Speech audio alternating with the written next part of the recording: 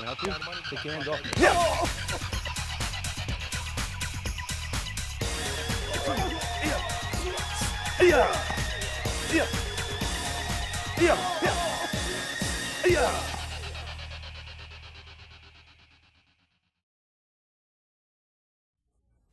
Hello, I'm Scott Rogers. I'm going to be showing you the Kyusho Jitsu pressure points of the head, the neck, and the torso.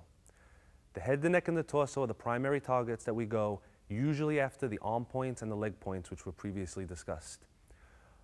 Reason for this being is that in the head, the neck, and the torso is the greatest chance to cause unconsciousness. In a self-defense situation, the one way to be sure that your opponent is finished or not going to be able to injure you further is if he's down on the ground, either unconscious or unable to continue fighting. We're going to cover the 3 levels of unconsciousness, this way it's clear.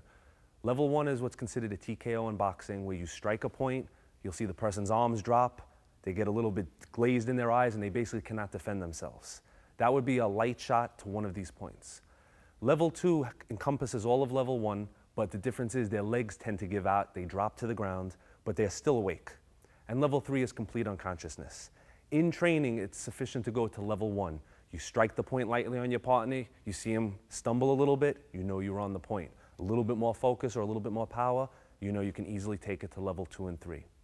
We're going to divide the tape into 3 parts. We're going to start in the points of the head, meaning the skull and the jaw region.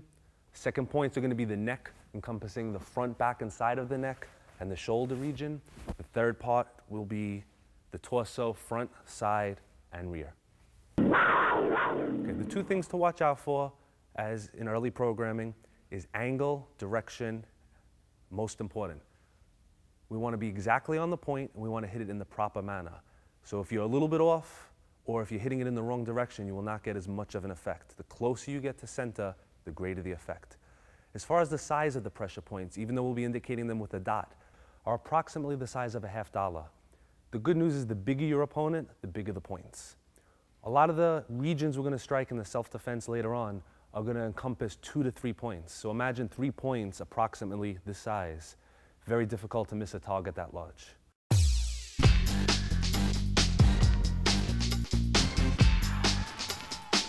Right, let's go over the bar. We're going to start with the first point. First point we're going to use, where the lip and the jaw come together, is called the mental nerve. Right in the corner of the jaw, there's a little hole there. If you look at a picture of a skull in a textbook, there's actually 2 little holes. It's called the mental foramen, and the nerve sticks out through there. This point struck on an angle 45 degrees down and towards the collarbone, and it can also be used to press to release the neck. Later on with an assistant, we'll actually show how these techniques are applied. Traveling along the jaw, we're going to make an imaginary line straight down his eye, right on the bridge of the jaw. Most people have a little indent there, a little notch. This point's called stomach 5. This point has 2 angles. This point can be 45 degrees up and in, or 45 degrees down and in, meaning you can strike it up or strike it down. There's a very common target in boxing. Usually they target the hook punch there. The problem with that is the hook punch, if you'll notice, is coming 90 degrees in, which is actually an incorrect angle. So sometimes it drops down or sometimes it comes up, and they get a good effect. But for maximum benefit, it has to come in a downward angle or an upward angle. We're going to try to continue along the same line along the jaw region, where the jaw comes to an end in the corner. Right? We're going to turn him a little bit here. Behind the jaw, we have a point called triple warmer 17. This is one of the most important points of the head and neck.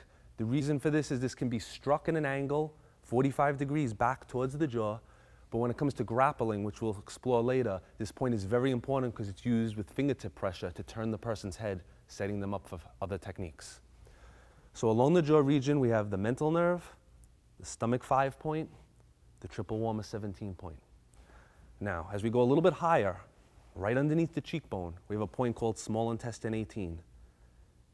This point can be struck in and up towards the center of his head. It can also be pressed with fingertip pressure. And again, in a grappling situation, this point becomes very important. If we focus him in the center, in his upper lip region, right over here, we have a point that's actually a rub point. It's the only rub point on the head. When this point is rubbed, the person will be forced away from you. Let's say in a tight encounter, somebody's grabbed you, we rub it, it forces him back, and it tends to set up the other points in the head region. And the last 3 points we're going to cover is a cluster of points called the gallbladder cluster. The gallbladder cluster is 3 points above the eye. The first one's directly in line with the pupil, 1 inch above the eyebrow. The second point in the cluster is directly above that point in the hairline. And the third point is directly parallel to that point and 45 degrees to the first one in the hairline as well. In order to strike all 3 of these points, a palm strike must be used to try to catch all 3 of them. Generally, you get 2 of them. You try for 3, you get 2. If you get all 3 at once, person goes right down. If you only get 2 of them, you usually get a level 1 or 2, which we discussed earlier, where the person either falls or they're just stunned and their arms drop. Okay, at this time I'm going to introduce my assistant, John. John's going to help me demonstrate the proper angle and direction and some of the striking weapons that you could use to make these points effective. First one we're going to cover was the mental nerve in the corner. First application we're going to use is to twist the neck. So let's say he's grabbed you or he's locked onto you. It really doesn't matter what the attack is for now. We're going to use our thumb and we're going to press down at a 45-degree angle. If I was to grab his head and turn it and he resisted, nothing would happen. But when I press on that point, which we're going to turn him a little bit more, and press down, it allows the neck to be spun.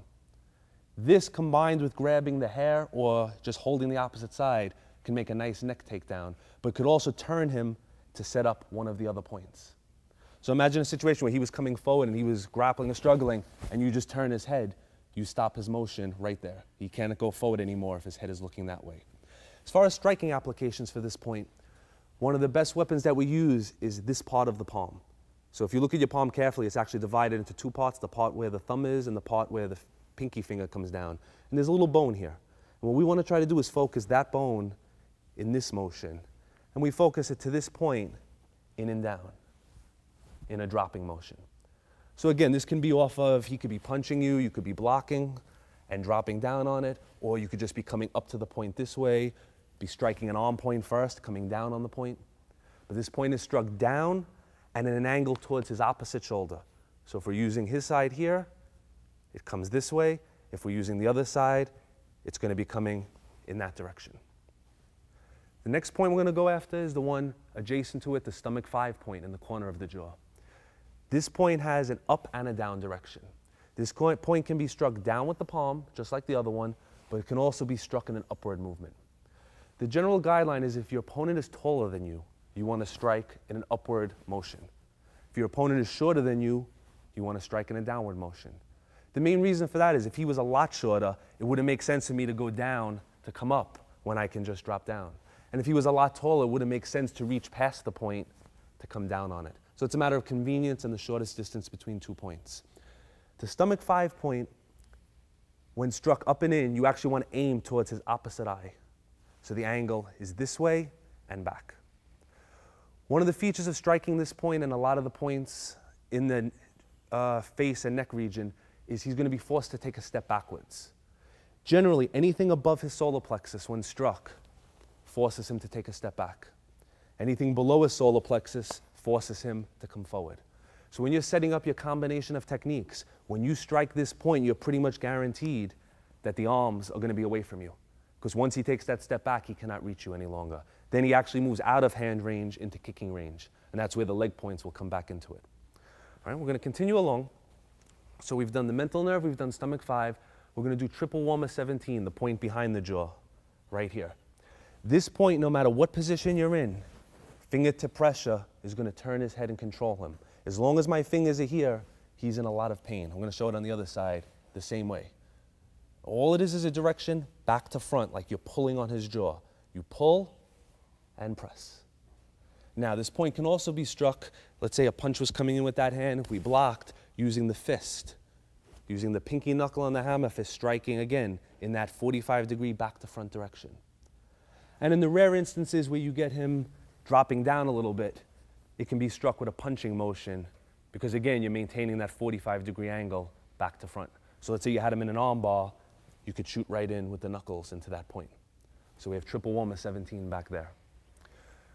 We're going to shift from the side. We're going to go towards the front. We have the small intestine 18 points. They lay just under the cheekbone. If you squeezed his cheeks and pressed, you'd be on them. These can be squeezed as in a grappling situation. If he grabbed, we could just use it to control him.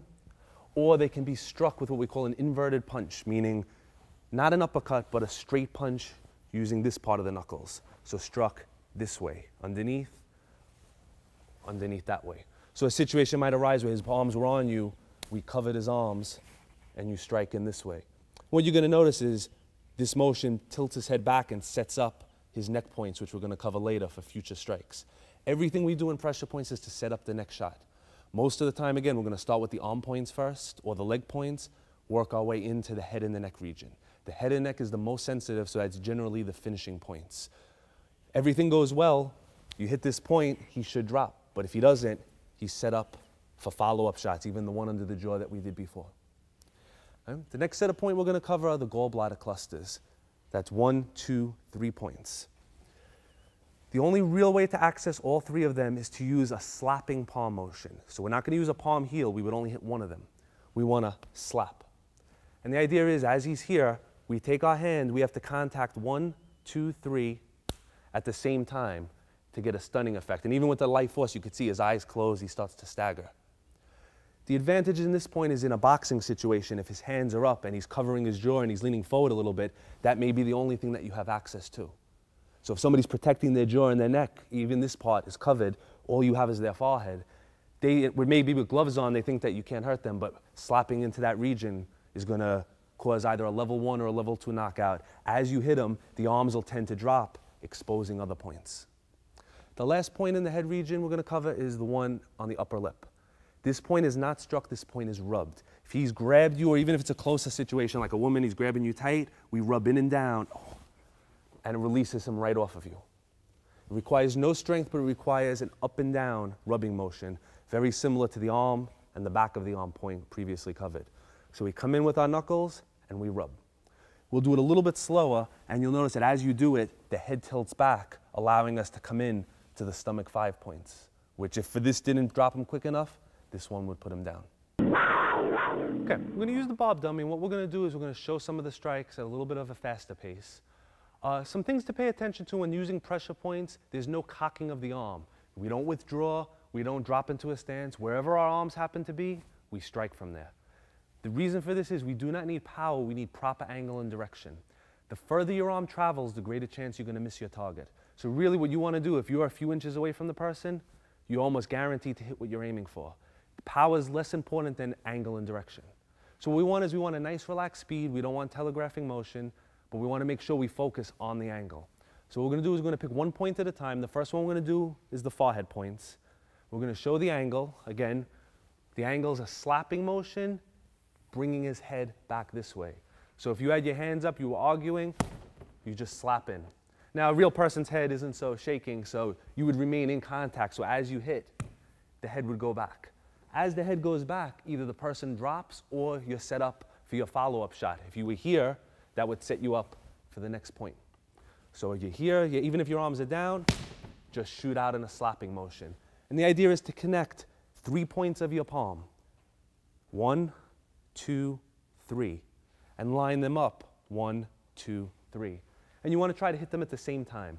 So the motion's more of like this, very relaxed. And the wrist is kind of limp until you strike. So it's a whipping motion. So we're not doing a palm thrust. We're not hitting this way. We're relaxed. Our elbow is down, not up. And we're just thrusting forward. We're here and slap out. Next point we're going to cover, the side of the jaw, the stomach 5 point, right down, 45 degrees up and in. So instead of 45 degrees this way, we're just coming from underneath. And again, the elbow's down, the hands are here, up and in. Up here, up and in. 45 degrees. And again, a result of it with a real person, when the neck moves as you come up and in, the head's going to tilt back. Person should fall. If they don't, we've set up our next point right there. The point in the center, the rubbing point, we want to make a nice tight fist. We don't want to use one knuckle because we're going to miss. Almost like we're knocking on a door, just like this. We focus with the middle knuckle. We take the thumb out of there. All right, we'll come from this side. And we rub in and back. So we'll turn them a little bit so we can see it. We're here, and we rub. Now, when we use a rubbing motion, if somebody was ready to punch you and you reached out to rub, you're going to get hit. Generally, it would involve him having 2 arms busy, either with a bear hugging motion or a double grab, or something where his arms were occupied so that you have the time to do that. It's also generally used from this distance. We don't want to reach all the way out here because then we can do our strikes. We're in very close, we lock on to the point, we rub and press back. A lot of times also we'll use it to set up the jaw point. We'll stretch them back and then follow with the jaw shot. So basically what we're doing is we're creating distance and pain and then setting them up with the next. The next one we're going to cover is the one behind the jaw, the triple warmer 17 point. When the opponent's facing you, there's very little use for this point except for the fingertip pressure because the angle is back to front. But we got to imagine that Bob has arms, and what we're going to do is we're going to block his arm and strike in a back to front motion using the corner of our fist. All right, so we're going to turn him a little bit. So we're going to block his arm, the point is here, and we strike across, catching him behind the jaw. Another way we can get at it is using the same knuckle pressure that we used here, but we're actually going to strike it this way with our foreknuckle. So if we wanted to hit it from the front, we would just clip it this way. As you struck it, it would turn his head, setting up follow-up blows.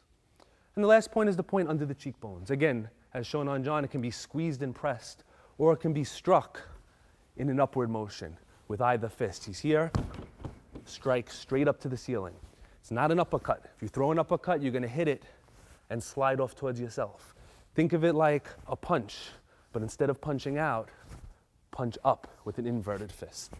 So if you're here, up, right? Move in, strike like you're going towards the ceiling.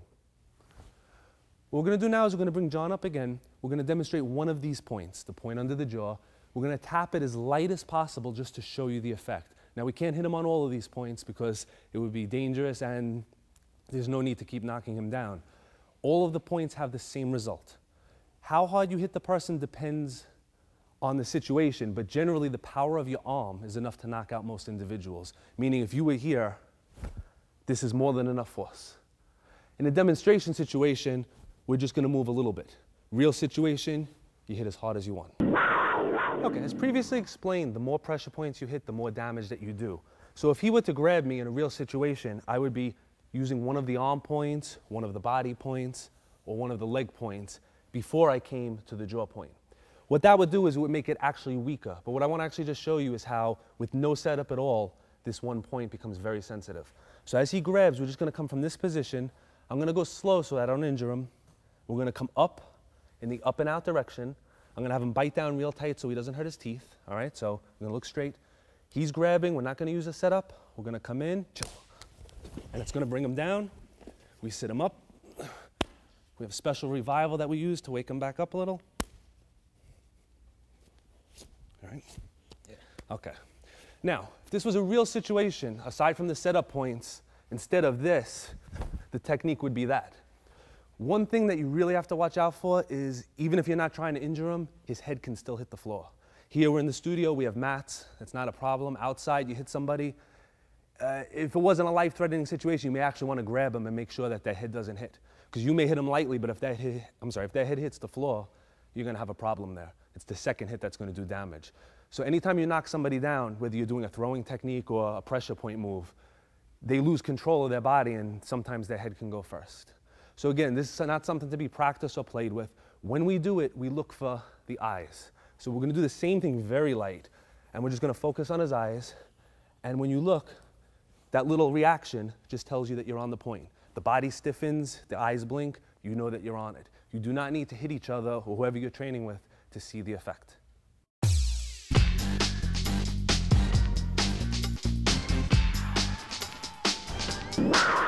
Okay, we're going to continue with the neck region. The neck is your primary target. Every single nerve in your body has to pass from your brain through your neck to, let's say, your heart, your lungs, your liver, to all the functions of your body. So the neck pretty much encompasses everything. Doesn't matter whether you're on the front of the neck, the side of the neck, or the rear of the neck. So any position you find yourself in a self-defense or fight situation, you'll be facing one direction where the neck is vulnerable. Extra care needs to be taken when striking the neck, because as you strike the neck, not only are there nerves, but there's arteries and veins and other structures that they're a little bit more delicate. So when we strike the neck, we use even less force and we use more care when working with our partner. We're going to go back over to Bob and we're going to mark out the points. And as before, we're going to bring John in and show you different techniques that you can use on these points.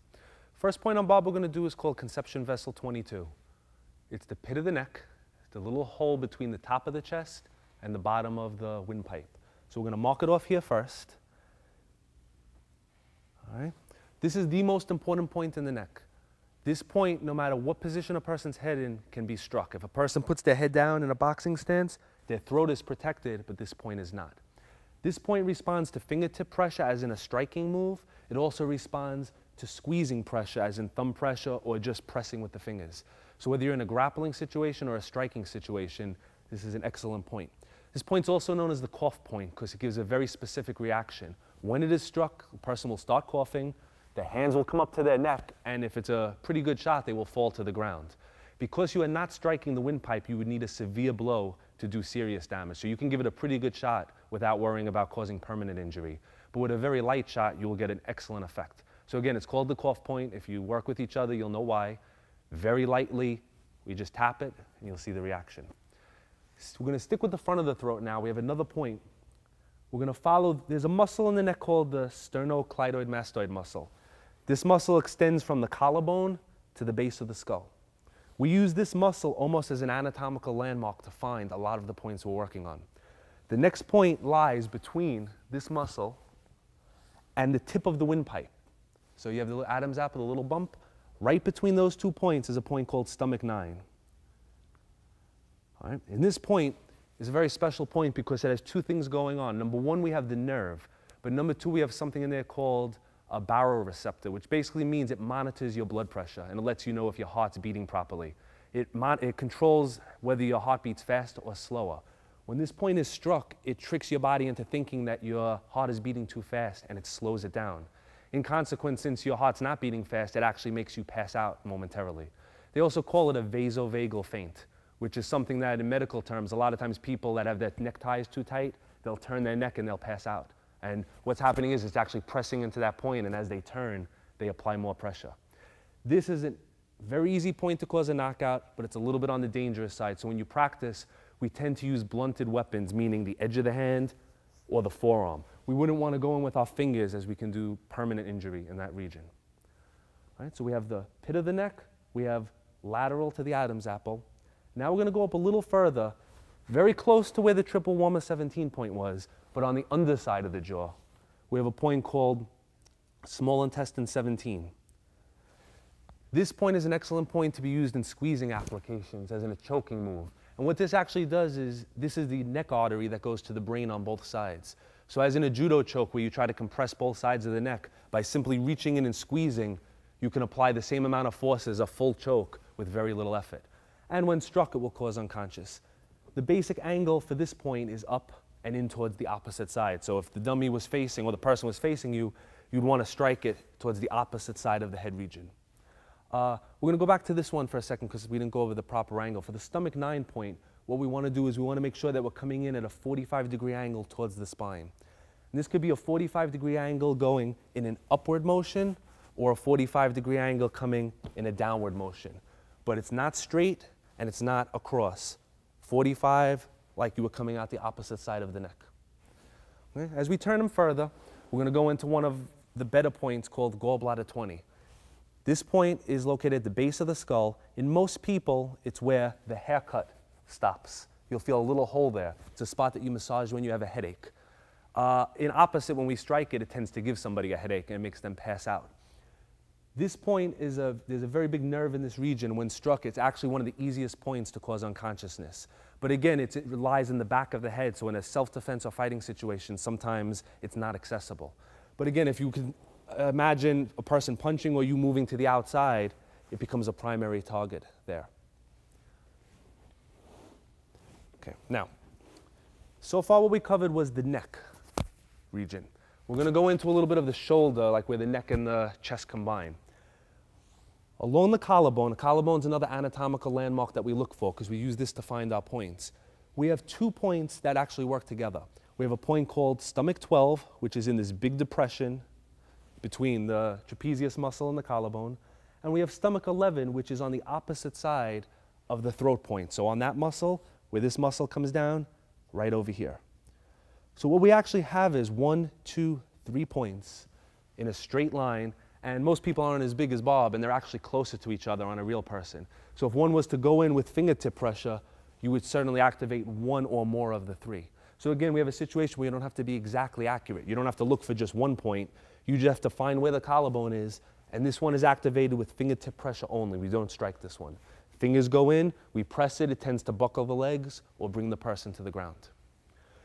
The last point in this region is actually on the top of this big muscle. Right at the apex, the highest point, dead center. It's going to be a little hard to see, so we're just going to tilt them a little bit. Right over here. It's called gallbladder 21. This point is actually a branch of this nerve up here. Being that it's further away from the neck and it has a big muscle to support it, it requires more force. But when this point is struck, the person goes down to the ground. Mostly we use this point in a grappling situation. If the opponent was coming in to shoot at you, we use our forearms to actually strike into these points to stop his motion and then go into another technique. If we had our choice as far as striking, there's really no reason to go for this point because the other points in the area are much more sensitive. But if he was in a forward position, we couldn't access those. These points become very important. Some people, you can actually just squeeze this point and drop them. But if somebody's very developed up there, it requires a forearm or a fist striking down. And it's on a slight angle in and towards the chest, coming down this way. Okay, we're going to be bringing John back in again, and what we're going to do is go over the points we just covered on the neck and shoulder region, explain different ways to activate them. This way you get a better understanding of their use. First one we're going to cover is the pit of the throat, conception vessel 22. This point in a grappling situation can be pressed to control distance, and with severe force we can actually bring him to the ground. We're not going to do that to him though. The main use of this point is with a fingertip strike. Now it's a little bit different than a karate fingertip strike. We're not going to be shooting in this way. It's almost like a poking motion. So if I use his chest as an example, all we're going to do is this. Now the advantage of this motion is if I bring my hand here and he brings his hands up to block and I try to touch his chest, if I do it slow, he can slap it down. So as I come in, he's going to move as quick as he can, I'm going to move as quick as I can. He has no chance of blocking it. That's how fast this move is. So this means if his hands were down and my hands were down and he made any aggressive motion forward, it would be very easy to go into that point. It's an excellent setup point. It's excellent because it's a straight line to the target. It's excellent because it requires very little force. And there's another thing, the way we activate it, our hand tends to come on a 45-degree angle. In a fight situation, his vision will tend to focus forward towards my shoulder or face area. If he's looking straight at me, he doesn't even see this until it gets there. So if I was coming up this way, he sees it, maybe he can block. If we're in close and I shoot up this way, it's below what we call his line of sight. If he was grabbing me, he certainly wouldn't see it because his own arms would be obstructing his vision. So this target's in the center. It's a main target because it's a straight target, meaning we don't have to reach around, we don't have to make a circular motion, we just shoot it in a straight line. Right? So again, fingertip pressure using a strike, or we can use the thumb or the fingers to press to bring him down. Next point we're going to do is the stomach 9 point, lateral to the Adam's apple, between this muscle and the cartilage. The first application we're going to use is off of some type of an attack. We're going to actually take our thumb, place it in there, and very slowly we're going to squeeze, and we can bring him down with it. Again, when squeezing the neck region, exercise extreme care. You do it very slowly. Generally, all you need to see is that look, and then legs start to buckle. The main use for this point is this is one of our instant knockout blows, which anybody should be able to effect a knockout using this region. This one is struck mainly with the edge of the hand and the forearm. The main reason for that is if he turns his neck, if I line my pinky up with his ear, my hand fits perfectly into this region. So it's almost like this point was made for my hand. Any other hand formation doesn't quite fit exactly as well. So as he's looking this way, this just fits right in. Right? In karate, they call it a knife hand block or a shudo block, and we just shoot it in. So if he was throwing a punch, we shoot it right into this area, right into this area. If he was grabbing, we would start with an arm point, finish right in that area. Now, if we were using our forearm, if we don't want to be as accurate, we just take the whole forearm region and swing it in this motion. If you notice, it connects perfectly on a 45-degree angle, which is what we need, and it covers that point. The advantage of using the forearm is more safety in that I can't hit his windpipe. I'm basically hitting a big surface. And it's good for me because I don't have to be accurate. Instead of looking for the point and trying to place my hand, I could just swing my arm this way and be guaranteed of hitting something. So forearm blow is excellent. or if a little more training, the edge of the hand below fits into that point. And we can use thumb pressure with one or both thumbs to bring him down to the ground. Remember, 2 points are always better than one. If you squeeze one and he starts to go, if you squeeze two at the same time, he would drop with even more pain. The next point we're going to cover is called small intestine 17. If you remember, it's at the bottom of the jaw where the neck, that same muscle, the sternocleidomastoid mastoid muscle, and the jawbone, there's a little hollow pocket there.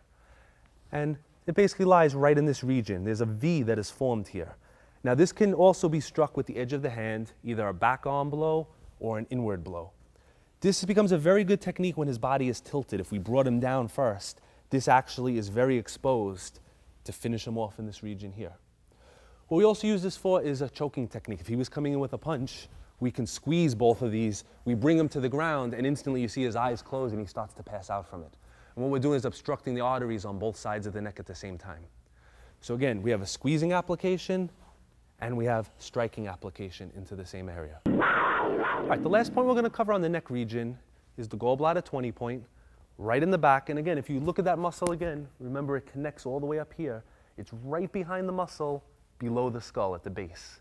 So as he turns, we'll show it on him, he's got a perfect haircut. Right where this little point is, that's the point, right there. Now, if you're facing him, it wouldn't make a lot of sense to pass all of these other points to go for this one. But imagine a situation where if he grabbed and punched and your arm was here already, as you brought it back, we would strike it in this direction. And generally we'll strike with this bone here or with our thumb knuckle here. And we'll try to hit it into the point. It's called the ridge hand strike. And we're here and strike back. It can be if he was grabbing with both hands, we can bring him in and strike both of them together. Now another really good application for this is if we turn him. If we go back to what we did on the very first part of the series, we used the arm to turn him sideways. As we struck the arm point and he turned, the point back there becomes exposed. We're going to show that on the other side. Right now his point is lying here, I can't get to it. We hit this point, he's just turned and exposed it for me. So even if you're not behind him, you may be in front of him, situation may lend it to where you end up turning him and that's the only point that's exposed. Because basically the rest of his skull is very well protected. There are points there, but they're not very sensitive, so we do not use this area. So this is our main point that we go for in the back. We could be struck with a palm, hammer fist, open hand strike, even a forearm strike, depending on your positioning. We're going to move into the shoulder and the collarbone region. Now, we had the conception vessel 22 point at the pit of the throat. If he turns his head sharply that way, you can see this little muscle bulge here. Right on the opposite side of this little tendon is what we call the stomach 11 point. With one fingertip pressure, we can put him right down to the ground. About 2 inches over from that point, you're going to feel a big hole right here, which we put on the Bob dummy. We had 22, we had this one. Now we're going to move over above the collarbone, and same thing, fingertip pressure brings him down. Now in a real situation, these points become most active when his arm is extended. It actually makes this hole deeper and stretches the nerve. So if his arm was down, he feels it, but as his arm extends up, he feels it a lot more. What's good about these 3 points, 1, 2, 3, is you don't have to look for one or the other. He grabs, you take all of your fingers, and you just shoot him in. Now I think I got 2 of them there, but it's possible I got all 3 actually. Don't try to pick one. Don't be fancy. Don't take one finger and try to hit the point. If you miss, you'll be left with nothing. All your fingers, go over the collarbone, let them go in, press down. So this is a pressing application. Okay, the last point on the shoulder region is exactly at the apex of the trapezius muscle. So basically we divide his neck and his shoulder in half this way, and we divide it in half this way. And this is where we're going. And we could actually press it and get some effect. Because this is a big muscle, the muscle actually protects and the point lies underneath it. So generally we want to strike it inward this way or using our forearm. If he was coming forward like to shoot to do the takedown, we would actually use our forearms on this point to stop him. Because of the angle, we may not knock him out, but what we'll do is stop his motion, which will allow us to set up something else. What we're going to do is just show this point the effect of it. We're going to have him throw a punch, we're going to block it, and we're just going to put some downward pressure. And the thing to watch for is his legs. Watch where his legs go. So as he comes in, we come down, and we drop him down. Okay, and we'll tend to give him a head rush. And remember, we knock him out on this side, we revive on the opposite side. Right, we massage, slap, okay, and bring the energy back up.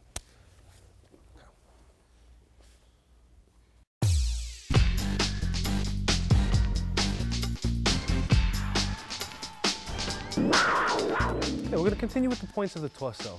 As far as pressure point and self-defense training in general, the torso points are the least important. The reason is the following. As far as actually trying to injure somebody, the torso region is actually the most dangerous because all of the vital organs are there. But it also contains the most amount of muscle and in some people the most amount of fat. All of the points and the nerves lie beneath the tissue between the muscle and the fat. So if somebody has a very big stomach or very strong muscles in that area, you have to penetrate whatever they have, whether it's muscle or fat, to get to the point you're going after. That's why points of the head and the neck are best, because no matter how big somebody is, their jaw is still unprotected. What we try to focus on are the points that even in people that are muscular or have a lot of body weight are still effective. One area is the rib area. No matter how big their stomach gets, their rib still has very little tissue covering it. Between each rib, there's a pressure point. Right below the line of the chest, in a straight line with the nipple, we have 3 points in a row that we're going to cover. The reason we do all 3 of them is because we don't try to pick one, we strike all 3 of them at once. It would be very difficult to pick one rib. So in the 6th rib, in this space, they call it the intercostal space, between the 6th and 7th rib, we have a point called liver 14. And between the 7th and 8th point, between the 7th and 8th rib, we have a point called gallbladder 24. And right below the chest line, in the 5th space, we have a point called stomach 18. So when we look at the bob dummy, what we're going to find is directly below the nipple line, in line with the chest, is the first point. This is called stomach 18. One rib below that is the point called liver 14, and directly below that is gallbladder 24. So we have 3 nice points in a row, and if you remember the $50 analogy, you would enlarge these points. That basically gives you a big region to target. So what we have on each side of the body, a nice big circle below the chest. Generally, this can be struck with any hand technique. We can strike it with our palm strike, coming straight in. We can strike it with our punching techniques. We can strike it with hammer fist, which is a very good blow. We can strike it with elbow strike, coming in. We can also use kicking techniques, meaning if we can imagine a punching technique and we block his punching arm, we could bring our foot up and put the ball of the foot right into those points. These points, for best effect, are struck in an up and in motion, but they can also be struck in a down motion to make the person come forward. So basically, we're left with 2 angles again, going up and in and coming down and in. Punching straight into them will have an effect, but not nearly as much. And generally, we want to always target to the center of the body. If you notice, 45 degrees is a big number. If his body is here, we want to always target it towards his center, coming in this way. So whether we're going up or down on the 45, it's to the center. When we're on this point, we're targeting it towards his spine, towards the center. So generally, we want to put the power deep inside of his body. The next region we explore, we have big circle here, big circle here. We have this area right over here. We have the solar plexus, which lies between the border of the chest and the top of the stomach muscle. All right, anybody that's been hit in the solar plexus knows it knocks the wind out of you, paralyzes the diaphragm, makes you fall down coughing. And directly above that, we have a point between the nipple line that's actually called the heart-stopping point. This is one of the points where in Little League Baseball, sometimes kids get hit with the ball and their heart just stops for no reason. It's on this spot. Basically, these 2 points work together because if struck in an upward angle, you will hit one or both of them and it will affect the lungs and the heart region. If struck in a downward angle, you should take a big step backwards because the person's going to vomit on you because it affects the stomach. So you're either coming up or you're coming in a downward motion. And generally, if you were coming up, you would use the palm and catch up under the rib cage. And if you were going down, you would focus down with a punch. And again, this region could be kicked, but it's a little high up. You might not want to lift your foot that high. You can execute a side kick into the area or come up with a roundhouse kick to get that angle going up. The rib points are more important because if somebody, you see like Bob has a nice 6-pack here. Somebody has well-developed stomach muscle. The top of the stomach muscle is the strongest one. So if you have 1, 2, 3, 4 abdominal regions, the top one is very thick, the next one gets thinner, the next one gets thinner, and the bottom one is the thinnest of all. So that means he has the most protection here. So if he's not ready for it and you come in that area, the point is excellent, but if he's a trained fighter or he has his stomach muscle tense, he can actually take a shot in this region. The rib point, no matter how much he tightens his muscles, it's going to have the same effect. So in this region, primary target is going to be these 3. Now, the last target on this side, directly below this point on a diagonal going down, right, we're going to mark a point off right here. On a person, exactly where your elbow touches your ribs, right in front of it is a point called liver 13. This is the free end of the 11th rib, which means it's a rib that's not really attached. This point struck properly can actually pierce the kidney and cause the person to bleed internally, so we have to be very careful when striking this one. This one too is struck in an upward 45-degree motion. So it can be struck with a palm, with a knee strike. If somebody was punching, you can place an elbow into that point. But again, you have to be very careful because a nice hard blow is going to take the rib, which isn't attached in the back, and push it in towards the kidney region. Exactly opposite this point. So if a person has the elbow here, in front of the elbow was this point, behind the elbow is a point called gallbladder 25. This point lies directly over the kidney, right? If everybody feels behind their back, you'll feel a notch there, like a little hole, right where the love handle is, just behind the elbow. And this point is either pressed or struck in a 45-degree upward motion. So if a punch was coming in and you blocked, you would strike in an upward motion with the palm. And if the person had you in a hold, you can strike back to front in an upward motion. Or you could dig your fingertips into that point as well. The last series of points that we cover are below the belly button. Below the belly button, between the belly button and the private area, we have 4 points in a row. Right? We don't have room to mark them all off, but we have one here, one over here, and we have basically one other one that's really important below that. And that gives us, again, a nice big region to strike in the bladder area. A good part about this, as we discussed earlier with the stomach muscles, the lower abdominals are thinner than the upper ones. So even if a person tightens their lower abdominals, they cannot take that blow. And if their bladder is full, they're going to pee on themselves. So again, step back if you hit that area. These points struck 2 angles, 45 degrees up, as in a front kicking motion. That's a prime target for the front kick. Or 45 degrees down, as in a punching. Maybe somebody was choking you, punch into that area, brings their head forward for a follow-up blow. In pressure point striking, we do not strike the groin area. There's a main reason for that is no matter who the person is, no matter what country they're in, if you strike a man in that region, he's going to go like this. So basically, you've wasted your shot. But what you'll notice is the bladder area, even when I protect here, this is still exposed. So if this is my target, he may think it's the groin and protect it, but I'm still going to hit what I'm aiming for. The groin is a great target, but you have a very limited chance of striking it. And also, the groin is what we call a pain target. It hurts a lot, but if a person's resistant to pain, they may not feel it. No matter whether they're resistant or not, when you strike the bladder points, they're going to arch forward, exposing their jaw and their neck for follow-up techniques. Okay, we're going to bring John in. We're going to demonstrate some of the body points and some of the techniques. There's a concept that's kind of important that we want to pay attention to. If his arm is outraised, his body points become sensitive. So imagine the nerve on his body connecting up into his arm, and when you lift it, this whole area becomes stretched out. When the arm is down, the neck becomes more sensitive. So if we were in a situation where he was grabbing and he was down, I would probably go for the neck region. But if I hit his arm first and stretched his arm back, that's when you'd want to come into the body area. So for maximum effect, we want to try to stretch the person out.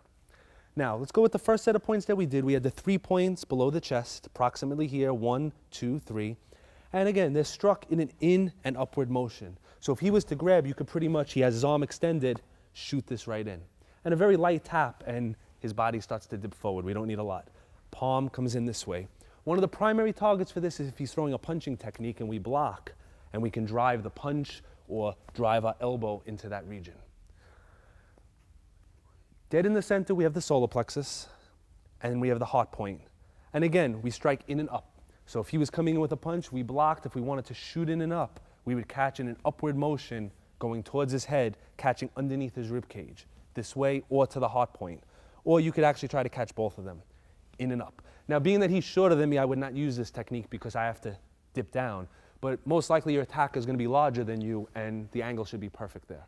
So again, remember, the person's taller, strike up. The person's shorter, I would use the other angle, which is this one striking down. And what you're going to notice is as you come in, his head comes forward. As his head comes forward, he's set up for one of the other techniques. So we have the solar plexus region, we have the rib cluster points. We're going to go to the elbow points, the ones next to the elbow. His elbow's on his ribs. In front of it, we have the liver 13 point. And let's just move it this way. Behind it, we have the gallbladder 25 point. We're going to start with the rear one first. He was grabbing, let's say we're here, we need to release. We could actually just push our fingers in, or we can strike it to make his body arch backwards. The points in the front are similar to the rib cluster points in that they're struck in and up with the palm, but it's a very good application for a knee strike to fit in. So we're gonna just turn him a little bit. So either you've blocked it or you've trapped him, and we could put the knee right into that region, shooting up that way. So we have the liver points on the side, we have the points in the back. The last area we have is basically below his belt. The best way to find it, if a person's wearing jeans, where the button is, that's point 1. And everywhere below that, you have 2 or 3 more points. It can be struck in an upward motion with a knee or with a front kick technique, or it can be struck in a downward motion. If he had both arms on me and I just wanted him to let go, I can shoot down, make him come down that way. This point becomes very important because when we go back to body motion, everything above his chest is going to make him step back. So let's say we found ourselves in a situation where we struck one of these points and he moved backwards. I can't hit him with my hand again, but when I come into the bladder point with the kick, not only am I going to be able to hit him, but it puts his head back in range for other shots. So basically I'm working him like a puppet. This is an important point because this point brings him forward. So basically I strike a point, I move him back, I strike a point, I bring him forward. Or if he was throwing a punch, let's say I wanted to get that point behind the jaw really good, maybe I would slap into that area. As he goes down, that sets my angle for the point behind the jaw. So sometimes what's going to happen is you're going to find a point that you really like to use that works very well for you. You're going to set up your self-defense techniques based on how to access that point. And one way to get behind them is to step to the outside, bring them forward. Now you have the point behind the jaw, you have the point behind the head that you can follow up with.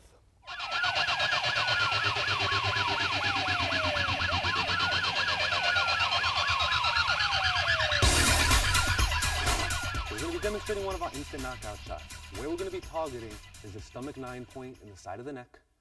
And what we're going to be using is our forearm. The reason for using the forearm is with little training, the swing of the forearm is a very powerful blow, and it doesn't have to be as focused as, let's say, using the edge of the hand or even the fingers or a punching technique. With this motion, this could come after blocking a punch, this could come off of a grabbing. For his safety, we're just going to demonstrate it off him grabbing. This way, we minimize the motion and nobody gets injured. So we're going to have John grab nice and tight. We're going to focus on this point. We're going to use the forearm, and we're going to bring him right down. All right, once we maintain grappling position, both arms are in position to strike him. So rather than bringing him to the ground with a throw, we're actually going to do a knockout technique involving the area around the temple, which are some points that we haven't really covered. We're going to slap. We have the temple, the corner of the eye, and the bridge of the eyebrow, which forms a nice big circle that's just going to get slapped. And on the other side, we're going to use the ridge hand to strike gallbladder 20.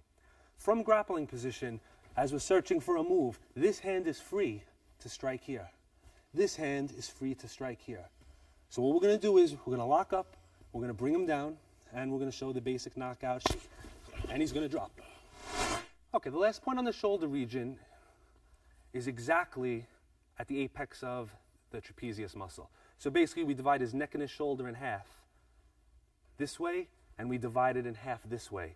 And this is where we're going. And we could actually press it and get some effect. Because this is a big muscle, the muscle actually protects it and the point lies underneath it. So generally we want to strike it inward this way or using our forearm. If he was coming forward like to shoot to do the takedown, we would actually use our forearms on this point to stop him. Because of the angle, we may not knock him out, but what we'll do is stop his motion, which will allow us to set up something else. What we're going to do is just show this point the effect of it. We're going to have him throw a punch, we're going to block it, and we're just going to put some downward pressure. And the thing to watch for is his legs. Watch where his legs go. So as he comes in, we come down, and we drop him down. Okay, as previously explained, the more pressure points you hit, the more damage that you do. So if he were to grab me in a real situation, I would be using one of the arm points, one of the body points, or one of the leg points before I came to the jaw point. What that would do is it would make it actually weaker. But what I want to actually just show you is how, with no setup at all, this one point becomes very sensitive. So as he grabs, we're just going to come from this position. I'm going to go slow so I don't injure him. We're going to come up in the up and out direction. I'm going to have him bite down real tight so he doesn't hurt his teeth. All right, so we're going to look straight. He's grabbing. We're not going to use a setup. We're going to come in, and it's going to bring him down. We sit him up. We have a special revival that we use to wake him back up a little. All right.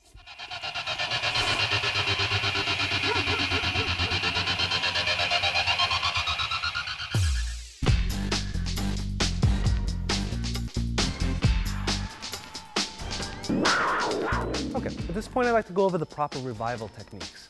The purpose of the revival techniques is to wake your partner up if you do a knockout, but most importantly, it's to make sure that he doesn't have any adverse effects.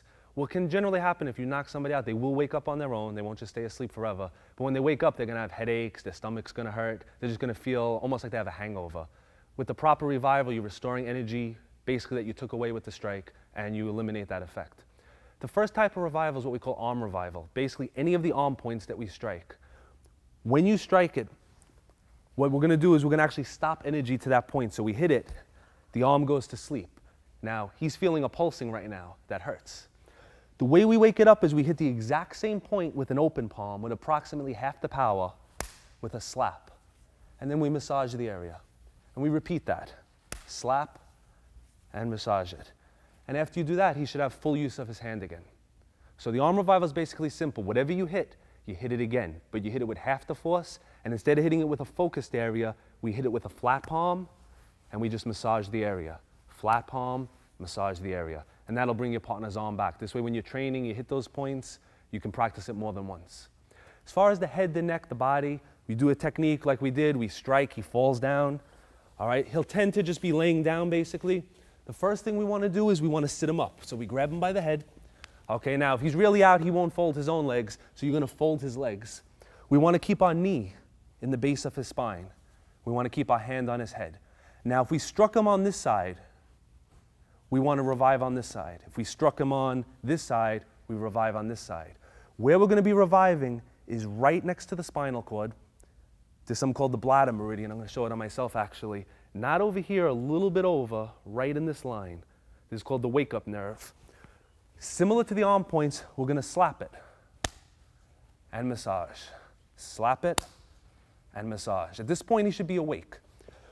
He may still feel groggy, so what we're going to do is we're going to take our thumb and forefinger, we're going to place it at the base of his back with the spine running in the center, and we're going to run our hand up his spine a couple of times.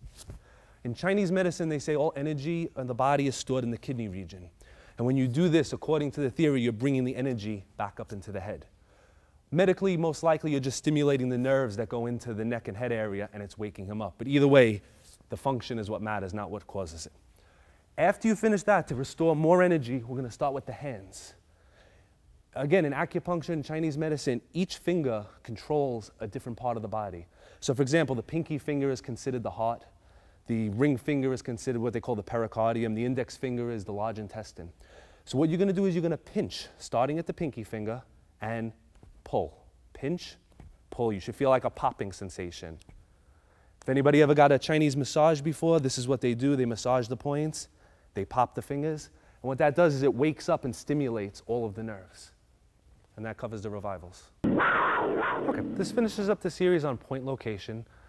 In the first series, we covered the arm and the leg points. In this series, we covered the head, the neck, and the body. As explained before, don't do this at home without proper supervision. Always have an instructor on hand that knows how to do the revivals. And if you are going to work with a partner, exercise extreme care, very light contact. Remember that this is designed to work together. While the head and the neck points are the most fascinating, the ones that make people fall down, it's learning how to use the arm points and how to integrate the arms, the legs, the head, the body together that makes this a workable system. So again, the head and the neck points are the ones that everybody's fascinated with, but it's really learning everything that's going to make you a better martial artist. Whatever technique you're doing, it's going to involve striking somewhere that we've done today. If you're punching to the face, if you're hitting to the stomach, whatever you're hitting, alter it. Start working the pressure points. Pay attention to the angle and direction. Martial arts or self-defense is a variety of hand positions. We have palms, punches, elbows, all different angles that you can access that you can use to make these points more effective.